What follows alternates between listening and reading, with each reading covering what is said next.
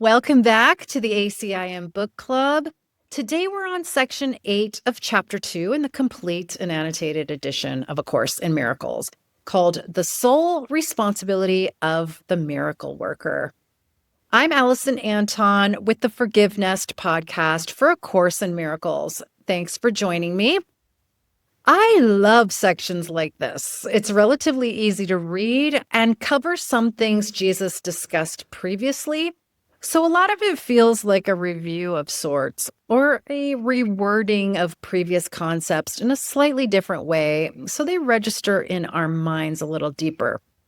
A big topic for this one is accepting atonement for ourselves so that we can help others learn to accept it for themselves. And that's the focus for our daily reminder today.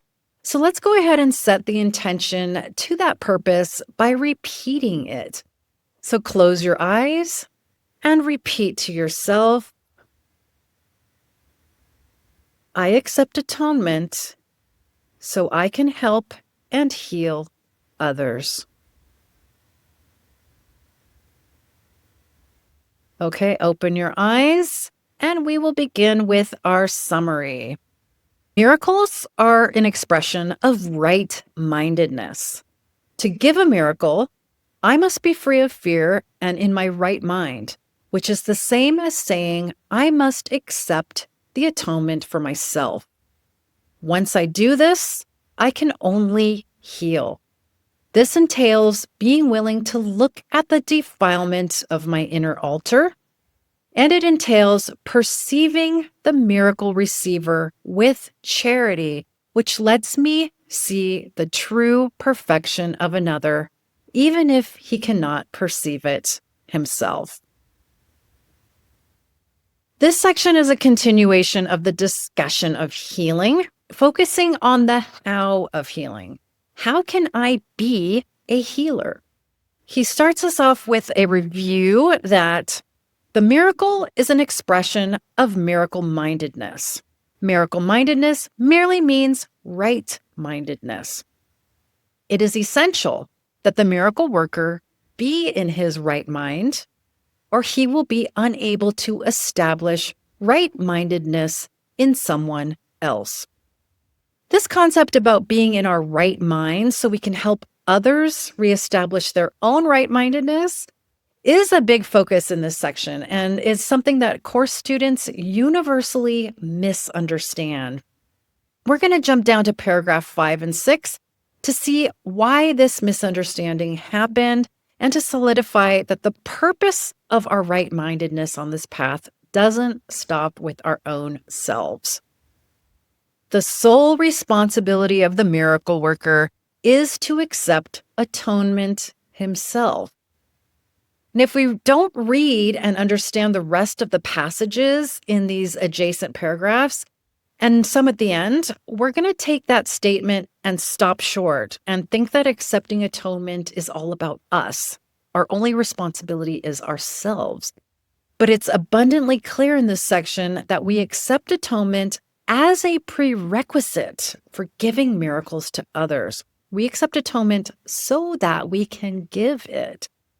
Once he accepts this, his mind can only heal. We get a sense that healing is the right-minded mind's job. It can only heal because that's the only loving thing to do in an unhealed world. Jesus says by accepting atonement for himself, the miracle worker has placed himself in a position where he can undo the level confusion of others. The message which he then gives to others is the truth that their minds are really similarly constructive and that their own miscreations cannot hurt them. We'll come back to this at the end with a discussion on charity, but until then, he continues a conversation from the last section about the body being a learning device and not the learner. So let's read this. As a learning device, it merely follows the learner. But if it is falsely endowed with self-initiative, it becomes a serious obstruction to the learning that it should facilitate. So this is kind of a big deal here. This is our error of level confusion again.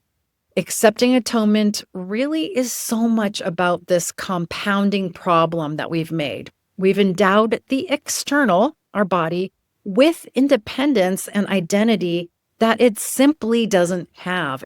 And that's a serious obstruction, he says, to learning. The body was only ever intended to show us what we need to learn here.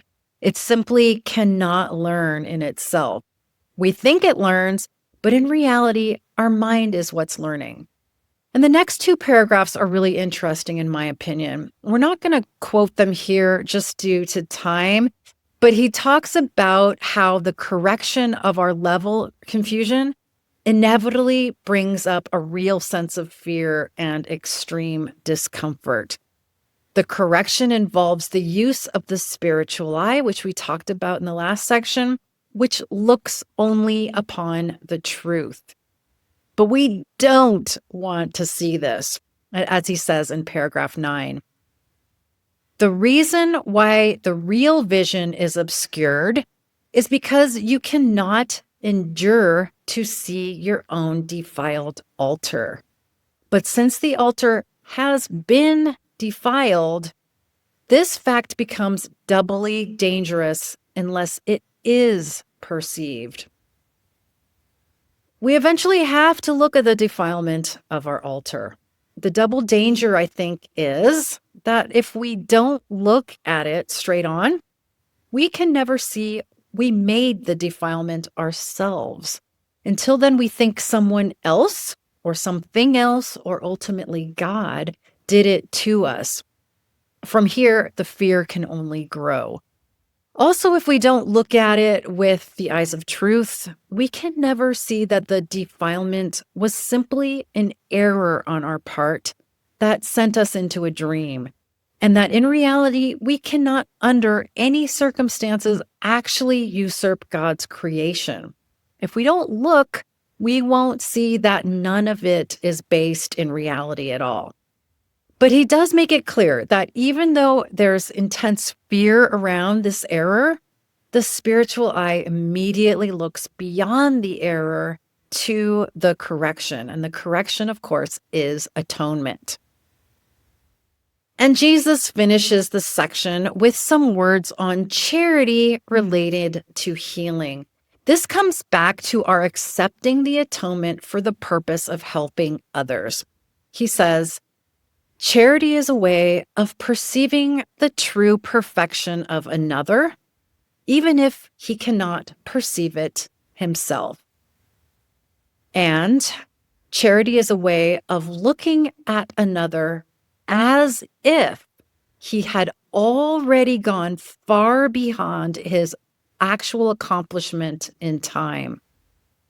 He ends this section confirming and reminding us that charity and miracles occur in time only, but that when we offer them, we shorten time and suffering in time. The miracle, as an expression of true human charity, can only shorten time at best. It must be understood, however, that whenever you offer a miracle to another, you are shortening the suffering of both. This introduces a correction into the record, which corrects retroactively as well as progressively. The record, again, is something akin to the Akashic records. And by giving miracles, we erase errors from the past as well as the probable future. What an inspiring place to end. It's our natural instinct to be charitable to others, and this charity is the basis for accepting atonement for ourselves. Okay, so some things to ponder for today has to do with exactly that. How does it feel knowing that accepting atonement yourself is so that you can offer it to others? What effect does this have on you in relation to being a miracle worker? With that, we'll close with our practice statement for today. See how much you can take this in. Go ahead and close your eyes and repeat in your mind, I accept atonement so I can help and heal others. Amen. Okay, you can open your eyes now, and we'll end this section here. We'll see you tomorrow as we continue on to section 9 called The Correction of Fear. I'm Alison Anton with the Forgiveness podcast for A Course in Miracles. It was great talking to you.